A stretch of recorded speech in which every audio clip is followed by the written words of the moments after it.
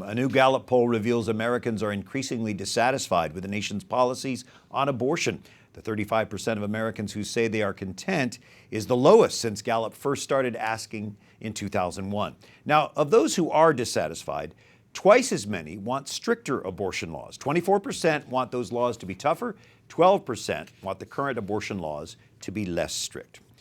Mallory Quigley is the communications director for the Susan B. Anthony List, a group dedicated to electing pro-life candidates. What do you think is behind this shift of attitude about abortion policy? Well, I believe Gallup said that since President Obama took office, we've seen an even sharper decline in the level of satisfaction with the nation's abortion policies. And that's really no surprise when you look at what the administration has done on this issue, starting President Obama's first action in office to send taxpayer dollars overseas to fund abortion, Obamacare, and the attack on conscience rights with the HHS mandate.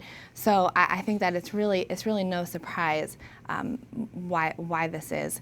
Coupled with the pro-life movement's educational efforts, as Americans continue to learn more about the reality of abortion in this country and policies don't change, we're going to see satisfaction go down and more unrest, which is as it should be. So it doesn't surprise me that many of those who are dissatisfied are Republicans, but when you look at the Republican-controlled Congress and the recent stall of the 20-week abortion bill, are you at all optimistic that that will eventually pass or other pro-life legislation will pass in this Congress? I'm optimistic. I mean, it certainly was disappointing. There's no way to get around that we didn't see a vote on the pain-capable bill back in January. But especially after a year of polling, which shows not just Republicans, but women, independents, young people, even almost a majority of Democrats supporting this bill.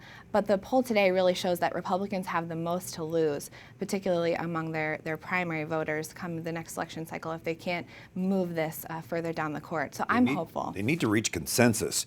So as we look ahead to 2016, how will these life issues play into that election and that campaign? Well, election after election, we see that pro-life candidates have the edge because there's an intensity on our side that simply the other side cannot replicate. And this issue is already starting to play a role. We've had 7 Republican presidential hopefuls send letters to Senator Graham supporting this pain-capable bill. Notably absent from that list are Governors Chris Christie and Scott Walker.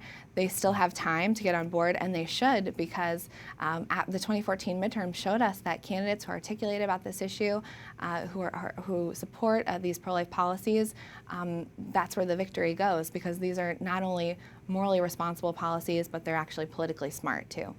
So this confidence that the pro-life movement has comes from the truth, I guess, huh? Mm-hmm. Oh, the truth will set you free. That's right. Mallory Quigley with the Susan B. Anthony List. Thanks so much for visiting us again. Thank you, Ryan. Appreciate it.